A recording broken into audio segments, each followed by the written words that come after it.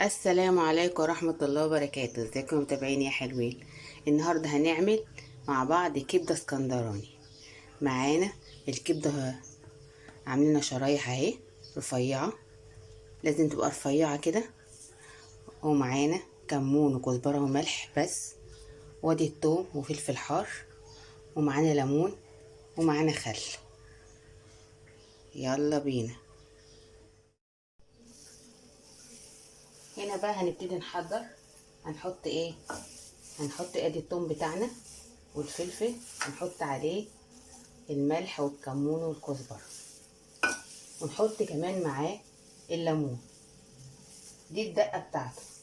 نحط دول كده في الحوض ونقلب كل ده مع بعض. الخل مش هنحطه دلوقتي، ولا طبعا الفلفل الالوان. الخلطه دي الدقه دي بقى احنا هنعمل ايه؟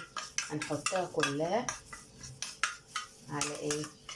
على الكبده.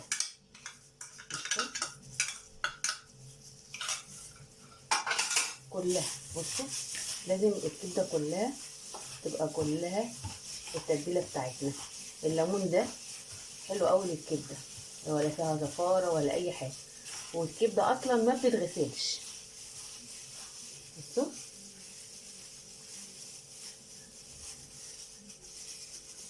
اهو. خلاص كده الكبده بتاعتنا جاهزه على ايه؟ ان احنا نحطها في ايه؟ نقلع بس الجوانت ده. خليكم معايا. وكده حطينا المقلايه بتاعتنا على النار. لما تسخن لازم تبقى سخنه عشان الكبده ما تجيبش ميه. خلاص.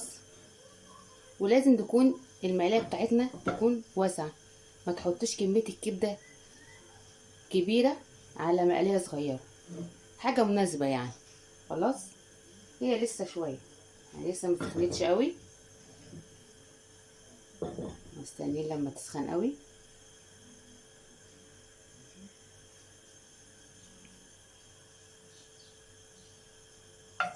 اه بصوا بقى، هنضيف بقى معانا ايه. لازم تعمل الصوت ده. بصوا الريحه واو، يعني ايه؟ جربوا بس الطريقه دي مش هتندم. بصوا الجمال. افردوها بقى كده علشان ايه؟ تاخد ايه؟ علشان تاخد الصدمه بتاعتها. ما نقلبهاش دلوقتي، نسيبها شويه صغيرين. خليكم معايا.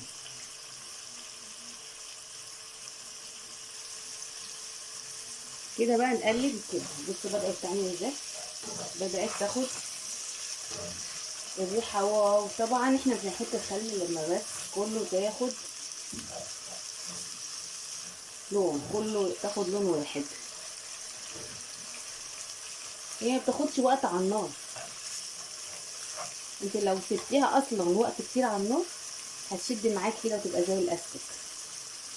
وطبعا الكبده الاسكندراني ما بتحطلهاش بصل، وفيها ما بيحطلهاش فلفل الوان، بس انا لقيتهم عندي قلت ما احطهم. يعني هما بيحطوا فلفل اخضر بس، والدقه اللي انا ايه عاملاها. بصوا الجمال، مش هتاخد وقت معانا، هتستوي بسرعه. بصوا مفيش.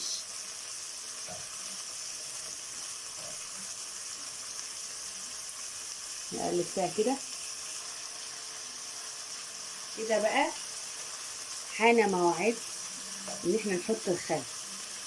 واو بصوا الطشه دي، واو على الريحه، بيخليها في حته تانية خالص.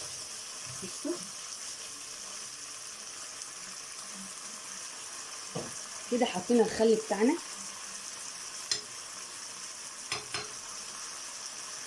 نسيبها شويه عشان نحط الفلفل الالوان.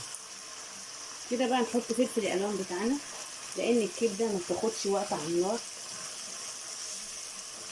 بصوا كمان، بصوا خلاص كده. كده الكبده بتاعتنا تاخد تشويحه مع الفلفل وخلاص. نحضر بقى ايه حاجتنا. انا هعملها سندوتشات. قلت ايه، الدنيا حر والواحد مش عايز يقف في المطبخ كتير، فقلت احسن حل ايه ان انا اعمل سندوتشات كبده اسكندراني. كده الكبده خلص معانا. بصوا اهي، بص الجمال. كده خلصنا حاجتها، شيلها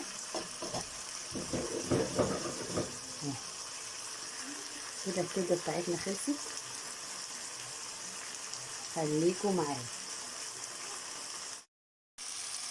كده الكبده وصلت للمرحله اللي احنا عايزينها. يلا بينا، يلا بينا نعمل الطحين. معانا طحين اهو زي ما انتم شايفين. معانا فلفل، ملح وكمون وسنة شطة وتوم بودر. انا بحبش ايه احط ايه التوم العادي، احط بقى كله. يعني التوم البودر ايه كتير شوية، بلاش، خليه كده. ونقلب الطحين، ما فيهاش حاجة يعني، اي حد يقدر يعملها. خلاص. وليمون اهو، ليمون. ونقلب نقلب. نحط برضك شوية خل.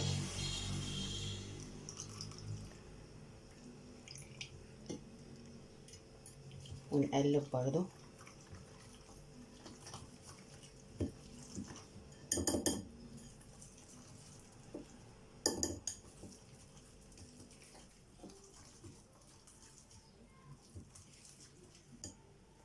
نجيب بقى شوية مية عشان نفك بها ايه.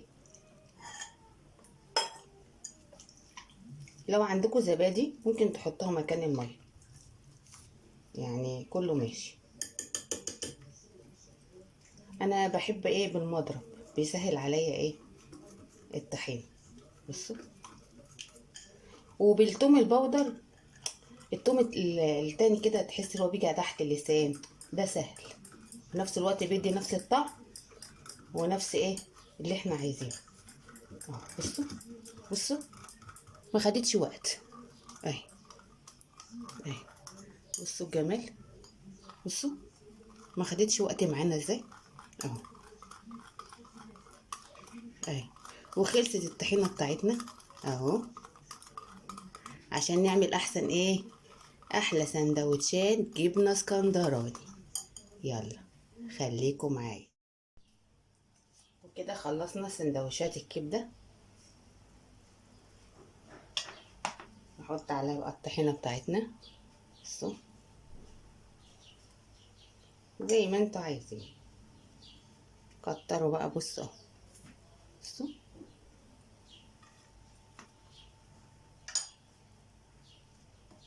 نحط اهو.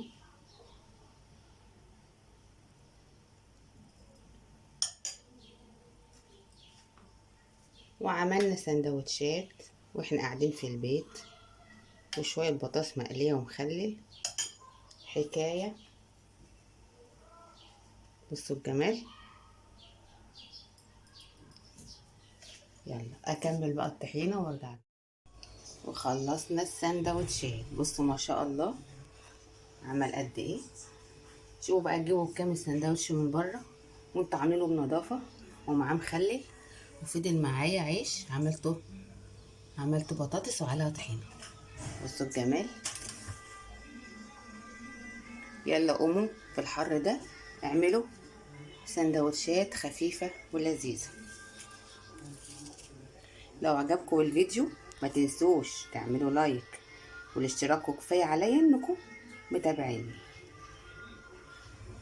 السلام عليكم.